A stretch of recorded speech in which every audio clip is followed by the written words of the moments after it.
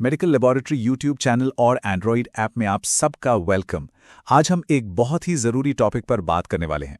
ISO 15189-2022 का clause 7 यानी कि प्रोसेस रिक्वायरमेंट्स। जी हाँ, यही वो स्टैंडर्ड है जो ये पक्का करता है कि लैब से मिलने वाली हर रिपोर्ट सटीक और भरोसे के काबिल हो।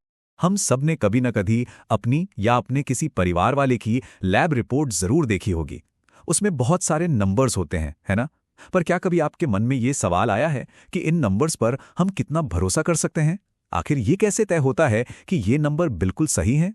तो इसी सवाल का जवाब हमें मिलता है इस इंटरनेशनल स्टैंडर्ड से, ISO 15189-2022। आप इसे एक ग्लोबल गाइड बुक समझ सकते हैं, जो दुनिया भर की मेडिकल लैब्स को बताती है कि उन्हें कैसे काम करना है ताकि हर टेस्ट का रिजल्ट भरोसेमंद और सेफ हो। आज हम एक सैंपल की पूरी जर्नी को देखेंगे, बिल्कुल शुरू से आखिर तक। ये सफ़र 4 हिस्सों में बटा है।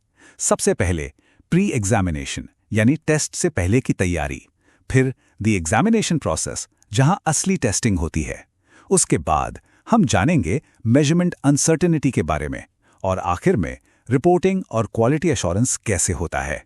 तो चलिए शुरू करते हैं। तो चलिए कहानी के पहले और सबसे जरूरी हिस्से से शुरू करते हैं, मतलब वो सब कुछ जो असल टेस्ट शुरू होने से भी पहले होता है। देखिए, एक सही रिजल्ट की कहानी सैंपल के मशीन तक पहुंचने से बहुत पहले शुरू हो जाती है। इसमें सबसे पहले एक साफ टेस्ट रिक्वेस्ट आती है, फिर सैंपल का सही कलेक्शन होता है, उसे सही कंडीशंस में ट्रांसपोर्ट किया जाता है और फिर लैब उसे रिसीव करके लॉग करती है। हर टेस्ट एक तरह का एग्रीमेंट है, इसलिए किसी भी गलती से बचने के लिए शुरुआती रिक्वेस्ट में ये सारी जानकारी होना बहुत ज़रूरी है। पेशेंट कौन है, टेस्ट के लिए किसने कहा है, कौन कौन सी जांच करनी है, और पेशेंट की क्लिनिकल हिस्ट्री से जुड़ी ज़रूरी बातें। और बात सिर्फ रिक्वेस्ट की नहीं है, स्टैंडर्ड ये भी पक्का करता है कि जो सैंपल लैब तक पहुंचा है वो खुद एकदम परफेक्ट कंडीशन में हो। जैसे, क्या पेशेंट ने तैयारी ठीक से की थी, क्या उसे खाली पेट रहना था, सैंपल सही कंटेनर में है या नहीं, और सैंपल को कब एक्सेप्ट करना है और कब रिजेक्ट, इसके नियम भी बिल्कुल साफ होते हैं। चलिए अब हम लेबोरेटरी के दिल में चलते हैं, यानी एग्जामिनेशन प्रोसेस में। यहां पर साइंटिफिक एक्यूरेसी ही सब कुछ है। इस स्टेज पर लैब्स को 2 बहुत ही जरूरी चीजें करनी पड़ती हैं ताकि वो ये साबित कर सकें कि उनके टेस्टिंग मेथड्स भरोसेमंद हैं। ये हैं वेरिफिकेशन और वैलिडेशन। अब ये दोनों शब्द सुनने में एक जैसे लगते हैं, है ना? लेकिन इनके बीच एक बहुत बड़ा फर्क है। वेरिफिकेशन तब किया जाता है जब कोई लैब पहले से अप्रूव्ड और जानी मानी टेस्ट किट इस्तेमाल करना शुरू करती है। वहीं वैलिडेशन तब जरूरी होता है जब लैब किसी मौजूदा मेथड में कोई बदलाव करे या कोई बिल्कुल नया मेथड बनाए। तो वेरिफिकेशन को आसान भाषा में समझें तो इसका मतलब है पुष्टि करना। लैब बस ये चेक करती है कि भाई ये जो पहले से बना हुआ मेथड है, क्या वो हमारी लैब के माहौल में ठीक से काम कर रहा है या नहीं। और इसके उलट वैलिडेशन की जरूरत तब होती है जब लैब खुद एक डेवलपर बन जाती है। मतलब अगर लैब ने किसी मेथड को बदला है या कुछ नया बनाया है, तो उसे ये साबित करना पड़ता है कि ये बदलाव साइंटिफिकली सही है और जिस काम के लिए इसे बनाया गया है उसे ये पूरा करता है। मेथड की एक्यूरेसी की बात तो हो गई। अब एक और बड़े ही दिलचस्प कॉन्सेप्ट को समझते हैं जो हमें बताता है कि किसी भी नापतोल में थोड़ी बहुत अनिश्चितता तो होती ही है। देखिए, दुनिया में कोई भी मेजरमेंट 100% परफेक्ट नहीं होता। ISO 15189 ये कहता है कि हर लैब को ये पता होना चाहिए कि उनके रिजल्ट में कितनी अनिश्चितता की गुंजाइश है। असल में ये हमें बताता है कि रिपोर्ट में लिखा नंबर एक फिक्स्ड वैल्यू नहीं है, बल्कि एक रेंज है। और लैब्स इसे कैलकुलेट कैसे करती हैं? वे अपने रोज के क्वालिटी कंट्रोल डेटा का इस्तेमाल करती हैं।